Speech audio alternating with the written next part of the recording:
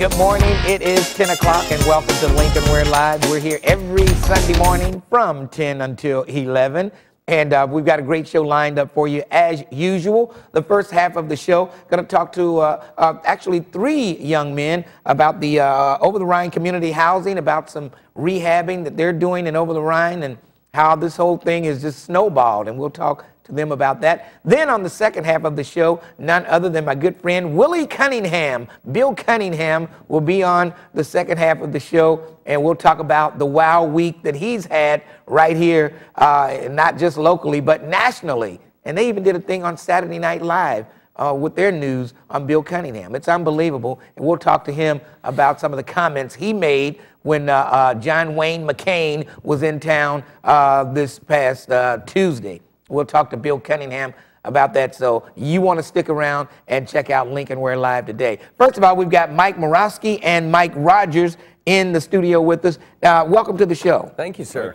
Now, how did this rehabbing and how did you two get together? Because you probably led different lives, and how did you two end up coming together with this whole rehab deal? Well, I moved to Cincinnati 11 years ago and went to Xavier and then got a job at Moeller. So I'm primarily an English teacher and a house dean at Moeller High School, and started taking boys down to volunteer with what was then the Restock program, rehabbing buildings for affordable housing. And over time, started noticing more and more boys wanted to be involved, so formed a student group called M.A.C.H, Moeller Advocates for Community Housing, which is currently led by Werner, who will be on later. And in that process, bumped into this guy. And ever since then, it's, like you said, kind of snowballed, and I'll let him take that. Yeah, and Mike, welcome to the show. Now, you've led sort of a rocky past. You've had some problems during your life. Tell us a little bit about that and how you ended up here. Well, I got into the drugs and alcohol over a period of time from the life that I was living.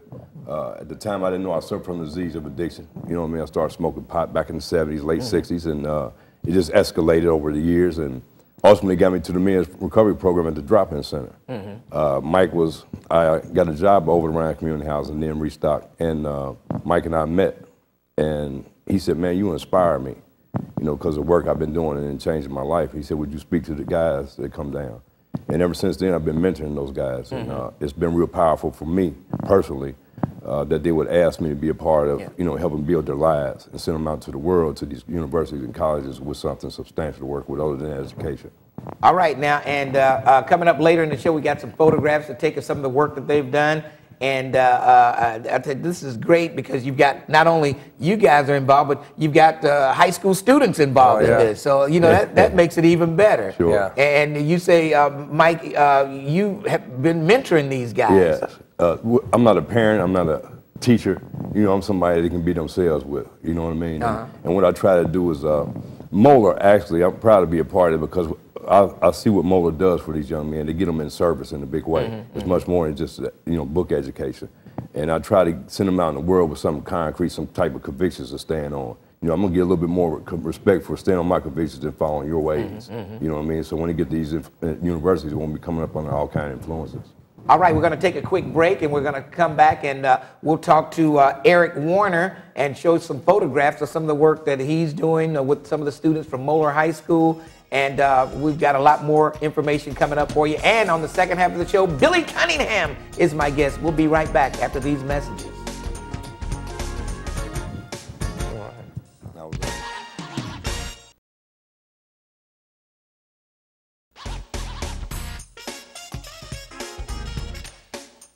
And we're back live. Lincoln Ware Live is the program. Mike Moroski and Mike Rogers with us this morning from the Over the Rhine Community Housing Project. And they've been rehabbing houses in Over the Rhine and even brought some students in from Moeller High School to help with this. And we've got some photographs of some of the work that they're doing. Let's throw up something here. And, okay, explain what is that and where is that?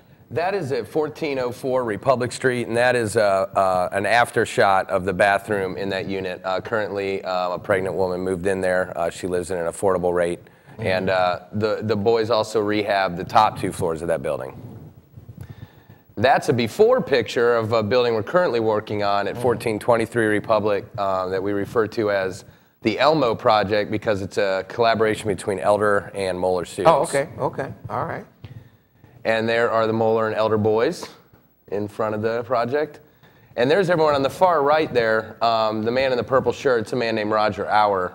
He's a religion teacher at Elder and the board chairman for Over the Rhine Community Housing. Okay. And that's how that relationship was born. Now, those, do you have to sort of teach these students how to do this type of work, or well, you know, what are they doing there? I mean, are they just taking hammers? Right. And we have a lot of really skilled people. Primarily, a really close friend of ours named Bob Cunningham, who's kind of served as a project manager and mentor. And Roger knows a lot, and they teach me a lot. So, as well. All right. Well, we're going to take another quick break, and then we'll come back and talk to. Okay, we've got a couple more photos before we go to break, and then we're going to talk to Eric Warner from Moeller. Show a couple of more photos up there. What do we have here? That's the same one we saw earlier. Yeah. Okay. That's Eric Werner and I standing on Republic Street. Okay, who did the mural there? Volunteers. Volunteers. Okay. Yeah. Okay, that's pretty good. Another before picture of the Elmo building.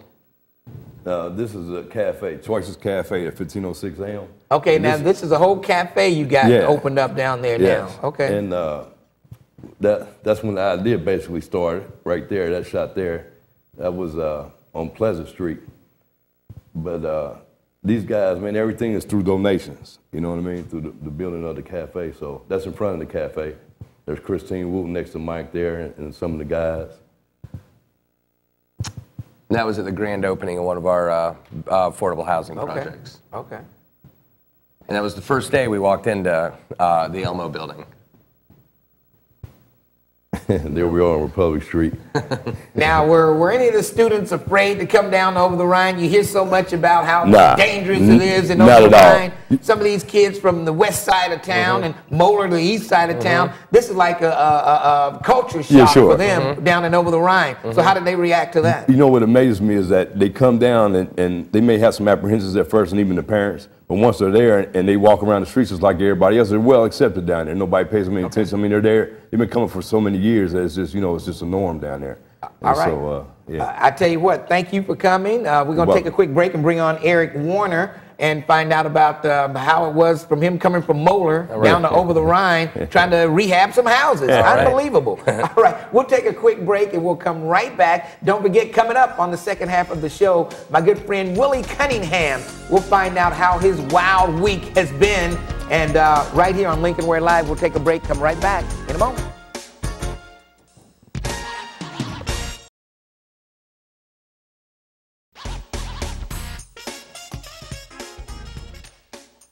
And we're back live. Lincoln Ware Live is the program, and we're talking about the efforts of the Over the Rhine Community Housing, and we're talking about Eric Warner, who's a rich kid from Moeller High School. How does a rich kid from Moeller High School end up in Over the Rhine rehabbing houses? Welcome to the show, Eric. Thank you. Really, my brothers were involved when M.A.C.H first got started, before it was really a student organization. So coming down to M.A.C.H and coming down to Over the Rhine was kind of a natural just progression for me. As soon as I was at Moeller, I just started coming down and really loved it. So continued. And, what did your parents say when you told them you were going down to the bowels of Over the Rhine? They were a little unsure about it at first, but my dad actually has gone down a couple times too, so now they're very involved as well. So. He had to go down and scout it out for you to make sure everything was all right. Yeah, it's all right though.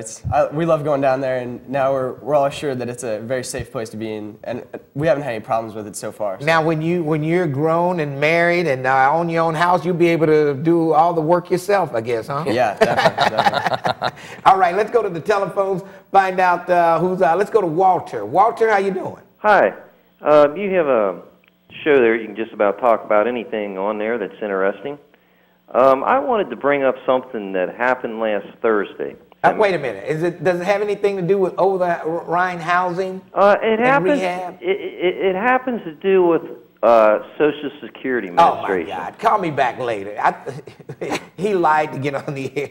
Unbelievable. And let's go to my good friend Mary. Hi, how are you today? How you doing, Mary? I'm doing good, and especially good to see you in red. My God. Well, I figured I would put on my red Republican tie since you look in the paper today. I'm all over the newspaper. They're telling everybody how I switched from the Republican Party to the Democratic Party, and they even made it like I could go to jail if I'm not sincere about what I'm doing. It's unbelievable. Well, you have to not straddle the fence. You have to make up your mind.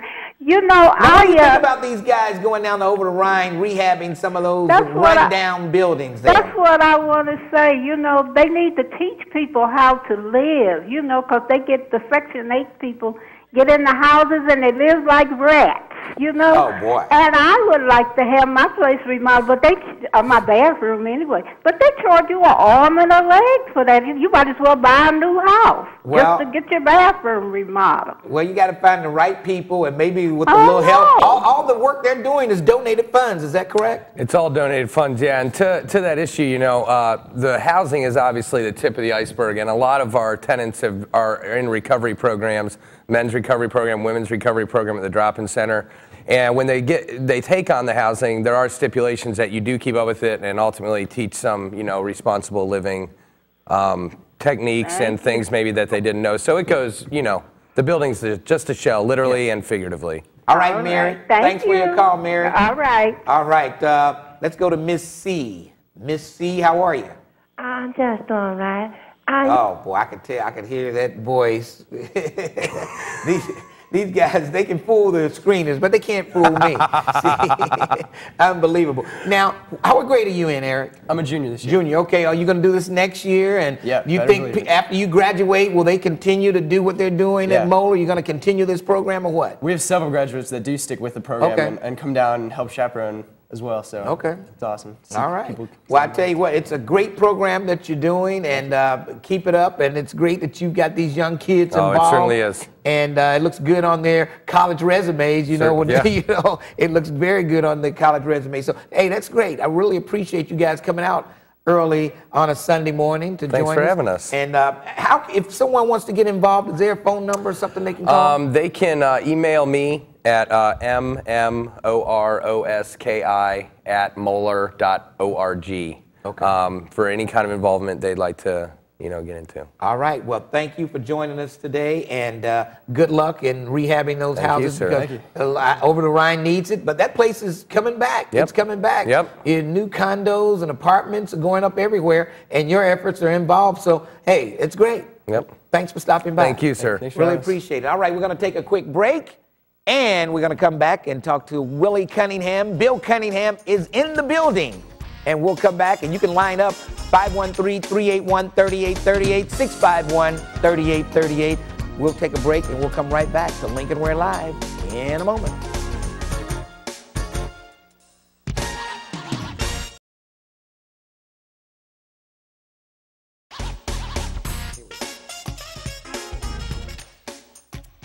We're back live. Lincoln Ware Live is the program. And as promised, my guest for the second half of the show, none other than Willie Cunningham. He's been on Brian Williams. He's been on they've even talked about him on The View. And now he's made the step up to the big time. Lincoln Ware Live. I mean, this is better than MSNBC, CNN, and ABC, and all those shows you've been on all week long, and now you really have made it to the big time, Willie Cunningham. Well, you know, I hired the William Morris, I call it the William Youssef Agency Morris, about 3 days ago, and I was waiting for this booking.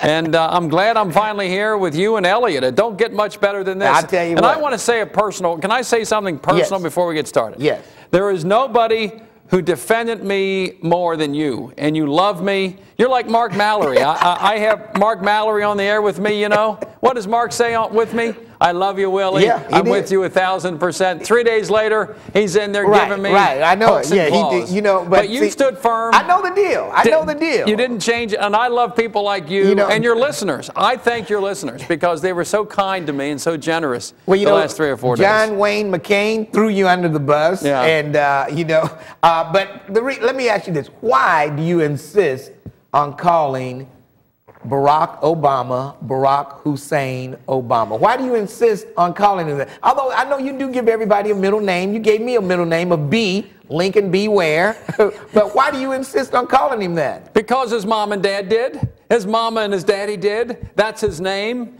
And the problem here, Lincoln, is that this has proven America is not ready for a black president. Why you say that? Why?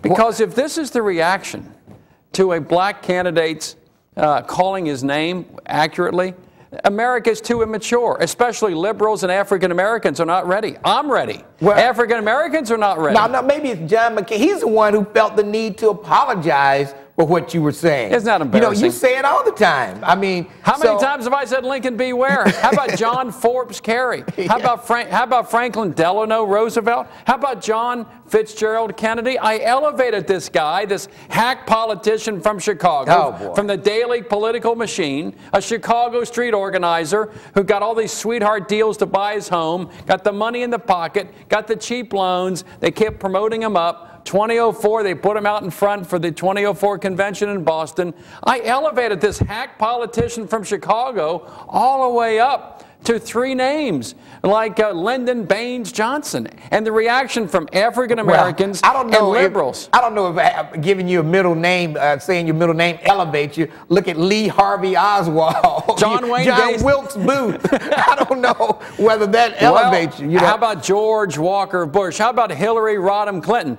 But African Americans aren't ready for a black president because you can't judge them by the same standards of behavior as white politicians. And if African Americans aren't ready for that, you're not ready. But I'm ready for a black president, just not this one. All right, 651-3838. And the people are with me, correct? I don't know. We'll find out. The average Americans are with me 100%. We'll find. Now, what did you say after you heard about John McCain denouncing you, denouncing what you said? What was the first thing?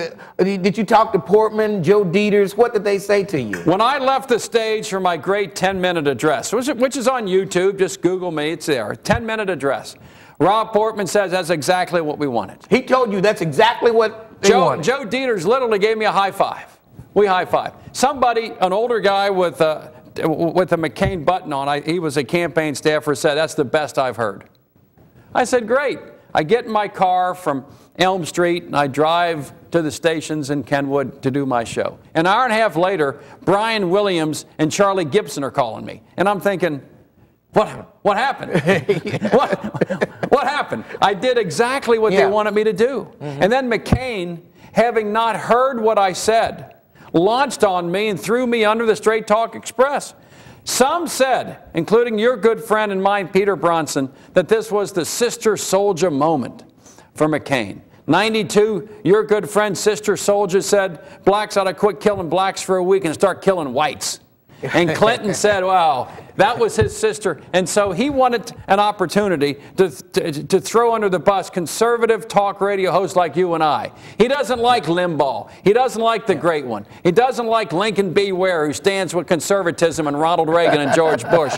He doesn't like conservatives, so he wanted to separate from us to get the independent and the Democrat voters. He got here without the talk show host. He's existing without the talk show host. He don't need us. And he even called himself a liberal the other day by mistake. He is.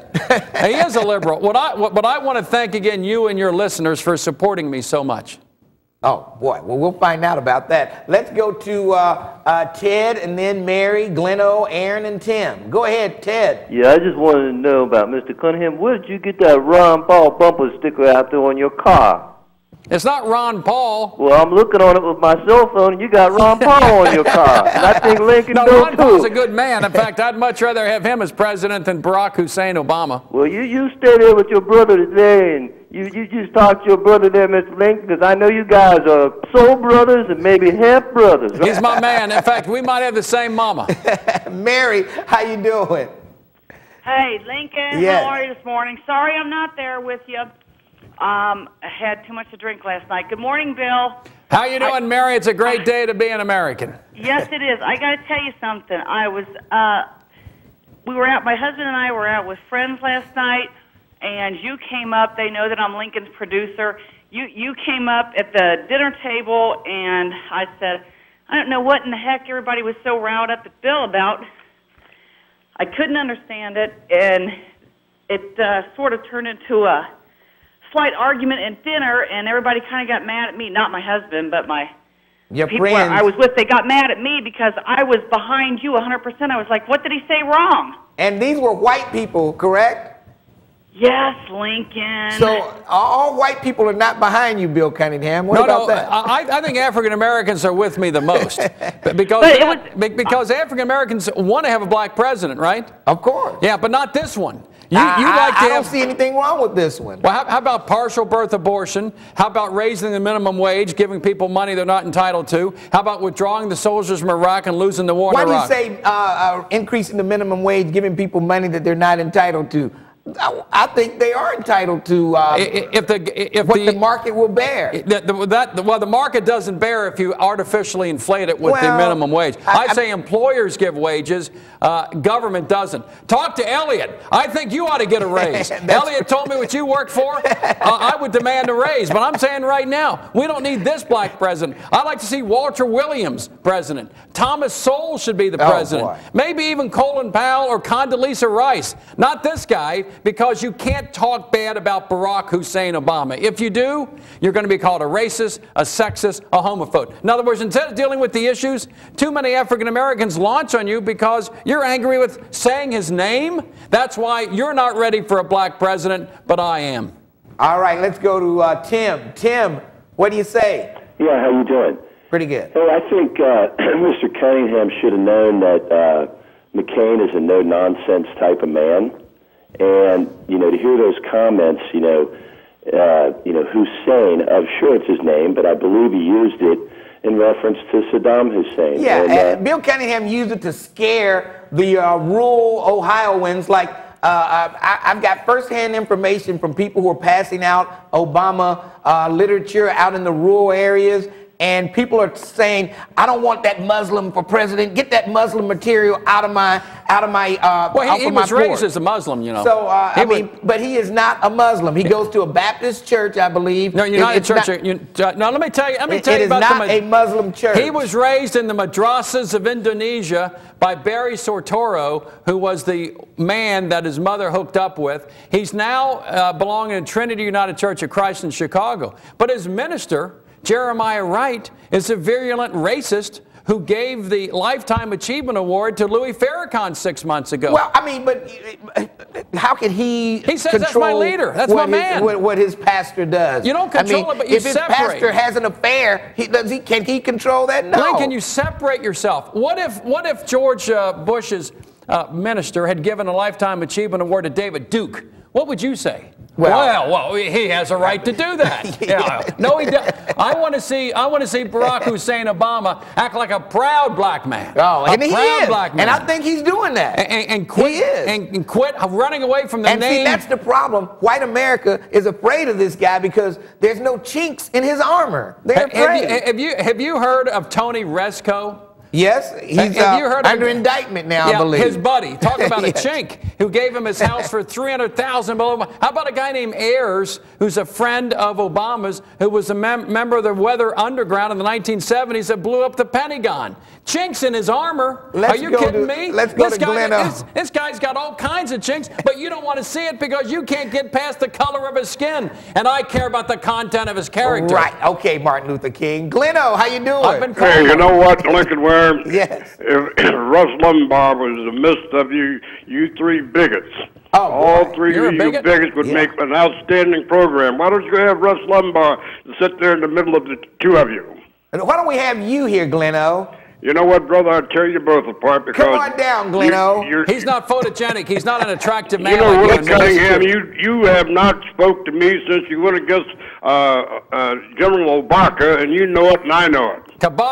General Kabaka Aba was a friend of mine. I knew General Kabaka Aba, and you're no General Kabaka Aba, believe me. When you and Lincoln Ware appeared at the trial of Howard, from that point on, the two of you joined together. All you needed is Rush Limbaugh. Hey, we were subpoenaed. We didn't have any choice. We were subpoenaed. Didn't you receive a subpoena? I know I did. So I had to go. I didn't have any choice. Get rid of him, Lincoln. This guy's an idiot. Angie, how you doing? I'm doing well, thank you. What's your question? My question is twofold. One, how would Mr. Cunningham define a proud black man, seeing as how he doesn't really have that experience? And two, I do agree that McCain threw you under the bus. He left you out there hanging. But what was your purpose other than to connect Senator Obama to Muslim extremists and using his middle name? And I'll hang up and listen. Thanks, Angie. All right, Angie, let me answer the second question first and the first question second. McCain threw me under the bus because he knew that he had to curry favor with the New York Times, ABC, NBC, and CBS, in other words, the Clinton Broadcasting System, CBS. And so he wanted to show a differential between the so-called hateful conservatives in his mind and the moderate middle where he likes to run. When he comes back to us in September and October, we will not be there for John. Oh. I call him Juan Pablo McCain, wow. who wants to free the illegals. So you don't think, are you going to encourage people not to come out and support McCain when he comes back to Cincinnati? I may vote for Hillary Clinton. Obama's a Bolshevik. I mean, he's to the left of Barbara Boxer. He's to the left of Bernie Sanders. I don't think so. I don't think so. Well, according to the American Conservative Union, he's the most liberal member of the U.S. Senate. Oh, boy. And so this guy is a radical extremist. He's George McGovern. He's Jimmy Carter. See, that's the picture people want to paint. It's because true. They know if you peel back the onion and see the real Barack Obama, you'll see a guy that knows what he's doing, and the experience does not matter when you become president. Some of the most experienced presidents have been flops. Like who? Let's say Richard Nixon, for one. He was a great president. He was a great president. He gave you affirmative action, tried to win the war in Vietnam. Richard Milhouse Nixon was a great man, a great man. But let me tell you what, the reason I'm going to support the Democrat this year, no matter who it is because we have to have the destruction of the American system over the next 4 years that Jimmy Carter gave us. And then in 4 more years, we'll have Ronald Reagan again rising from the heartland. If Juan Pablo McCain wins, it will destroy the conservative movement in America for 20 years. If Obama wins, he'll be a worse president than Jimmy Carter. Oh, no, there's no way. He'll make Jimmy Carter look like Abraham Lincoln. It is no way. And then the conservatives Obama will be as bad as Jimmy Carter. Just no way. He'll be worse. Even if he tried to be, he couldn't be as bad as Jimmy Carter. He'll be worse. No way. He'll be the African-American Jimmy Carter. This will be great. And then we'll have conservatives for 20 years. And so short-term pain for long-term gain. Obama can win, be a Bolshevik, have more taxes, give more power to the government, take away rights of individual Americans to live their lives the way they want to live their life, seize more money out of their pocket,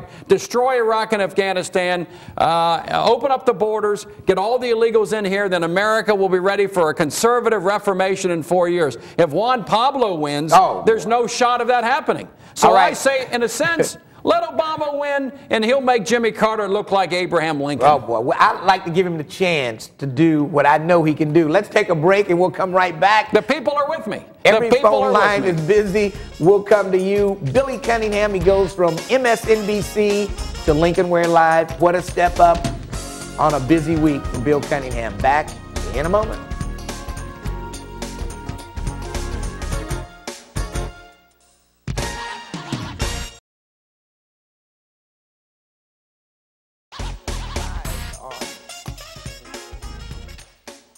And we're back live. Lincoln Ware Live is the program. Willie Cunningham is my guest this morning. And one question I need to ask you, the people, 90% of my callers call you a racist. That racist down the dial is how they refer to you. Are you a racist, Bill Cunningham? They are what they criticize. The racists are the ones who call other people racist. The racists are the ones who vote for Barack Hussein Obama because he's black. And the reason if Obama was white, what percent of the black vote would he get? I'm not sure. Very little. It depends on what he would say. It depends on what he's talking about. The biggest racists in America today are African-American liberals. They're the biggest racists. And so the ones who call me racist, they're that. Because they would never be so for Barack Hussein Obama if he was white. It wouldn't be an issue. And so the racists today are liberal African Americans who have their antennas up about 30 feet in the air looking for signals of code words and racism, and then they got that big club. They reach in and they go, you're a racist. And that sickens me, and it cheapens people who say that. It cheapens them. Let's go to Eric. Eric, good morning. You're on Lincoln Ware Live. How are you? I'm doing well, Lincoln. How about yourself? I'm hanging in there. All right, Mr. Cunningham. Yes, Eric, good to hear from you. It's good to hear from you, too, because you are showing yourself to be who you really are, basically. And who is he, Eric? Well, basically, he's a Caucasian American who thinks that he has the right still to judge and make decisions for black Americans on who they should vote for or who they should support in any type of political or religious genre. The thing that I would like to say to you, you never should have came out from under that bus. Matter of fact, there's a metro waiting on you. Well, he's right Get in on the sense. it. Don't get up under it, but get on it. Well, he's right in this sense. You know what? You know what I have a right to do? What? Speak. You know what you have a right to do? Speak. What does Eric have a right to do? Speak. What does he want to do to me? Shut me up? See, he's the racist, and I want him to talk. He wants you to stay up under the bus. Well, McCain took me by the ankles under the Straight Talk Express. I got tread marks on my back. Now, have you heard from anybody from McCain's camp? What did they say to you? They said they're not going to invite me to be a warm-up act anymore. Really? And I said, guess what? I want nothing to do with Juan Pablo McCain. You can invite me, but I ain't coming because I don't like being used, abused, and neglected by anyone. And Juan Pablo McCain used the voice of the common man. And I don't put up with that. All right, let's go to Robert. Robert. Good morning, gentlemen. How you doing? So basically, Mr. Cunningham, you just a flip-flopper, right? Because you was all for John McCain before he threw you up under the bus. Not quite right, my friend. When you lined up those 9 Republican presidential candidates, number 9 over here. You were a Huckabee man. I was a Huckabee guy. And then I liked Mitt. I liked Ron Paul about 3/4 of the time. I certainly enjoyed Sam Brownback, and I liked Fred Thompson. I like Tom Tancredo, but he's a little liberal on illegal aliens to me. So McCain was the last guy I wanted. But I'll tell you why I agreed to do this. About a week ago, I get a call from Senator Mike DeWine and your good friend Joe Dieters. And they asked me, would I support John McCain and would I introduce him and all that. And he's going to come on my show. And I said, well, let me think about it. The next day, the New York Times, as they often do, launched on Republicans and forgive the sins of all Democrats, like Obama. He's led a sinful past, but they have forgiven all that because, after all, he's black. And so they ignored all that. So they launched on John McCain. So the next day after that happened, I called Joe Dieters and said, look, the New York Times is after McCain. I'll introduce him and add some gravitas and some star power to the warm-up rally. And that's why I did it. I never supported him. I don't like him much politically. He's an American war hero. But nonetheless, he's a liberal Republican, and I'm a conservative. And so we don't get along with him too well. But you're wrong to say I flip-flopped. I can't flip and flop until I'm with him in the first place, and I was not.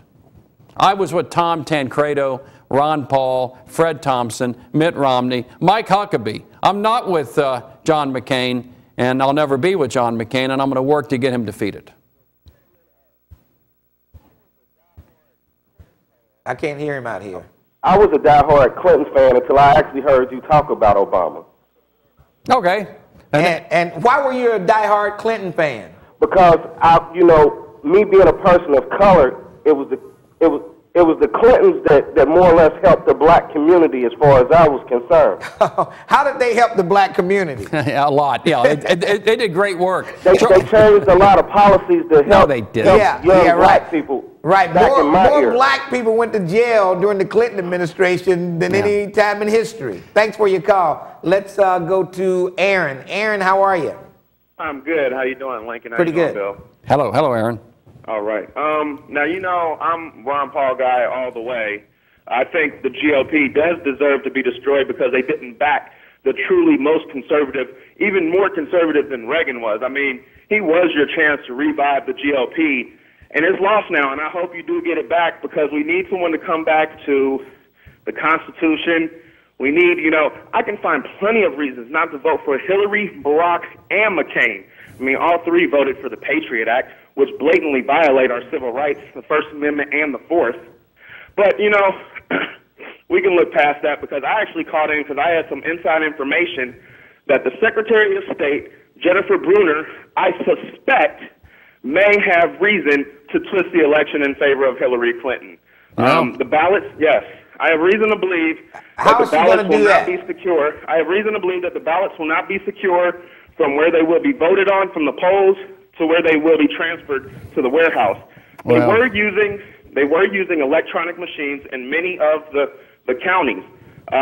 Jennifer Brunner got them to switch to paper ballots, and Cleveland State did a study showing that the paper ballots are less reliable because there is no other trail. With the computer, you had a receipt that printed out, you had the memory stick for the computer, and you had the actual internal memory of the computer. And all I'm saying is there is reason to believe that this election will be tampered with, and I have no reason to pull for Barack Obama, but I do think we need to pull for a fair election. All right. You know, Lincoln, this guy's already declaring the election invalid before it happens. It sounds like a Democrat. See, if the result doesn't come out the way Democrats like, it's fixed somehow. See, he sounds like a Republican. He's for Ron Paul, so, you know, he's a Ron Paul man.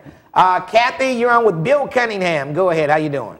I'm good, Lincoln. How are you doing this morning? Okay. First, I'd like to say that I'm glad to think that Mr. Cunningham is not a racist. I think he is a very ignorant, miseducated person who has a lot of things to say and nothing to say that really matters.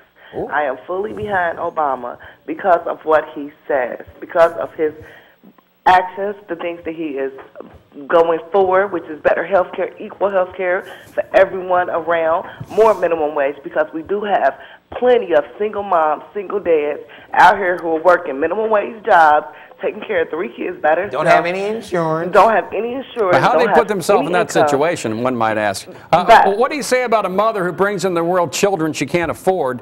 Government should not be mommy and daddy. But what does that have to do with white or black? We have white single moms. We have black single moms. I'm not talking about black. I'm talking about mothers. I'm looking for a person who is willing to help with everyone. I'm looking for a man like Obama who is willing to be there for everyone. And not only is this a positive thing, this is a black man. I have 3 black sons who I am proud to have somebody look up to in this world like Obama, who is giving them a better chance to actually believe that they can become the next president of the United States like this man and do it with class, with dignity, with things to say that's making a whole lot of sense. Unlike yourself, Mr. Cunningham, when you look at yourself on this show, or I hope your family look at you on this show and really realize the type of person that you are, because you're not a racist. All right. You're just an ignorant individual. Okay, Kathy. Thanks for your call. May I respond to this poor lady, this misguided lady? Is some single mother born at the age of 25 with 3 children, is that the first day of her life? She made decisions in her life that put her there. Why should government act as mommy and daddy? Don't come at the age of 25 with 3 kids out of wedlock and 2 or 3 daddies you can't find, then say to government, I've messed up my life. I'm going to take money from Lincoln Ware to pay for my kids because I'm irresponsible. You know, America is the only country in the world with fat, poor people. Most countries have skinny poor people. We got fat poor people. Why? Because we give them too much stuff for nothing. They ought to get to work. They ought to get educated. They ought to take advantage of the opportunities in the home of the free and the land of the brave, and quit coming to government with your hand out and your mouth open saying, feed me, house me, clothe me. If you're a single mother, what did you do in your life that made that possible? But you must admit, the health insurance industry, the prices are going, people can't afford it nowadays. I mean, it's just... The market will work even this out. retirees are having a hard time with their insurance. We have the greatest health care system in the world. The only time the northern border with Mexico looks like the southern border is when Canadians come here to get health care. So the destruction of the American health care system is what Obama's promising. Do you want your health care system destroyed? Elect Obama. Do you think partial birth abortion is a sacrament? Elect Obama. Should we get out of Iraq and Afghanistan? Elect Obama. Yeah, we should get out of... No, we should win. Well, win. You can never win a war like that. That's why John Wayne McCain said we'll be here for 100 years. Well, we should be. We've been in Japan for 60 years. We've been in North Korea for 50 years. What difference does it make? Well, if you want America destroyed... But, troops are not dying in Japan. They're not dying much in Iraq either. And if they're dying in Iraq, get them out. But they're not been dying recently. In fact, more Americans... Well, we really don't hear about it. We don't even... They won't even let us see the bodies coming back. Lincoln, more Americans die by slipping in a bathtub than American soldiers fighting in Iraq? More Americans die slipping on the sidewalk. More Americans die of choking. No one wants to join the military anymore. The recruitment is down. They're bribing people to join the service, throwing money at them. I mean, free Americans make free decisions to join. That's why 70% re-enlist who serve in Iraq, because it's working. The media doesn't want you to know that because it helps Bush and Cheney. I say fight in Iraq until we win. If it takes 100 years, the 100-year war, launch it now. We will win. With Obama, you will surrender and you will lose. Well, that's why I like him getting elected. You can't win a war when people are willing to strap on a bomb and blow themselves up to defeat you. You can't win that war. How's Israel doing? They've been in that war for 60 years. Guess what? They're winning. They're winning. Fooled me. Let's go to Monique. Monique, how are you? I'm fine. Good. Go ahead. What's your question? Okay, maybe we lost her. Rose, how you doing? Hi, Lincoln. How are you? Pretty good. And hi, Bill. Rose, it's good to hear from you. I'm sure you support me 100%. Well, Bill, it's like this, and I'm not going to take too long. But I think there's nothing wrong with you. I think you're just an outspoken person who really doesn't give what you say, and you really don't think about people's feelings. And I am very outspoken myself, and you have feelings like everybody else, and your feelings could be hurt too. And I'm one that could probably do it, but I'm not about that today. Okay. But I just want to say that people are talking about this is going to be a historical situation with Obama. Well, it's going to be historical either way. If Obama is black and Hillary is a woman. Mm-hmm. So if Hillary wins... So you're saying we're going to have either a black man or a white woman in the White House in November. You right. saying that? It's going to be a female or a black male.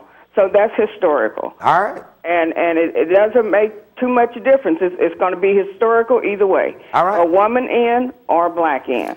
So I'm kind of hurt by the fact Dick Cheney's not running for president. I like to have Dick Cheney run. Wouldn't that be great? We don't always get the things.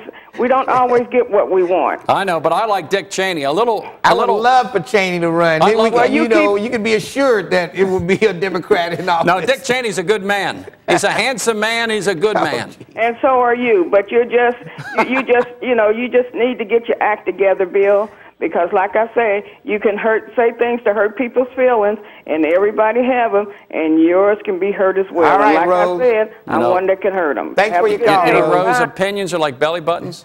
Everybody's got one. Yeah. And so, have at it. You have an opinion. Rose has an opinion. Why is it if you express an opinion someone disagrees with, they have to label you and curse you? Yeah. That's what's happening. It happens to me all the time. Isn't that great? And I've received 1,000 or more nasty emails from liberals and Democrats accusing me of name calling. And you should read their emails. Oh. They are what they criticized. The most disgusting, vile people in the world are liberals. Because they're the ones who dump out the portalette on anyone they disagree with. Don't call somebody a name. So what do? They call me a page and a half of names. They're fools and clowns and hypocrites. WB, how are you? All right, it's Walter. How you doing? Pretty good. What's up? Oh, I personally got to meet Mr. Cunningham 3 times. He used to live off of Kenwood Road. I don't want to give the name of the street because my aunt still lives over there. And it was quite interesting talking to Mr. Cunningham. One time I was going down the long canyon type street. He knows what I mean. He had his dog with him. It's been a few years ago. He was quite interesting. I really don't think he's bigoted or anything like that. I just think he's outspoken. He's just Mr. Bill Cunningham's just Mr. Bill Cunningham. And like I said, I've talked to him 3 times in person, and he liked to talk about Halle Berry a lot, and stuff like that. And I told him someday I was going to get a young lady that looked like Halle Berry. Probably did. I like Halle Berry. Did you see Monster Ball? Yeah. Did you like that? Oh, yeah. I like Halle Berry. That proves I'm not a racist, right? My girlfriend's just a little bit better looking. What? Yes, she's a little bit better looking. Right. Yeah, give me a break. Hey, Lincoln, she came in there with little Lincoln. All right, I gotta go. I gotta go. Halle Berry. I mean, why would I ever say anything good about Halle Berry? Have you seen her in Monster Ball and that one scene at the end? Oh, boy. I mean, that is art at its finest. I say that. Deborah, I gotta move on then. Dave. Yeah. Yes, real quick. I've shot basketball with Bill before, and I just wanted to say, he rubs people the wrong way 'cause sometimes the truth hurts, and people need feelings hurt sometimes like that. That should spawn something in them. Well, his feelings were hurt. When John Wayne McCain threw him under the bus, his feelings were hurt. Yeah, I almost cried that day. That was terrible. Right. I mean, that's good. That is good because then people need, when they get their feelings hurt, to really analyze, what's really, what the truth really is. All right, Dave, thanks for your call. We got about a minute before we have to wrap up. Any parting words, Bill Cunningham? I'll say this: America must be punished. We must be hurt. Barack Hussein Obama is singularly the most unqualified person ever about to seize the presidency. He's had a few years in the state Senate in Illinois, 3 years as U.S. Senator, undistinguished record, did nothing in Washington, spent the whole time running. He's perfect for this generation. He's the American Idol.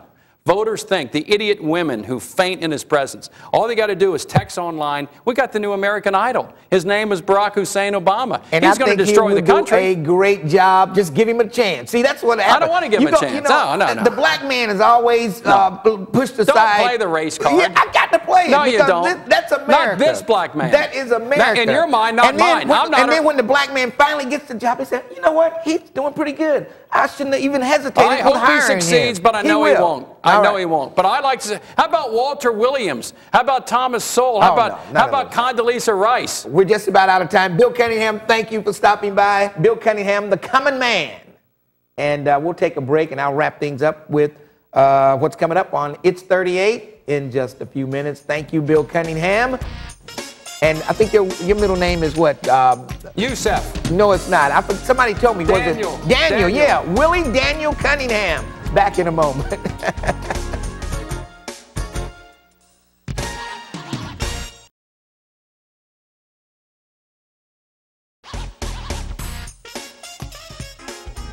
I love that program. I love that program. I tell you, why don't these guys just run away and forget about the camera? Just run. If you see the camera there, I would just take off running.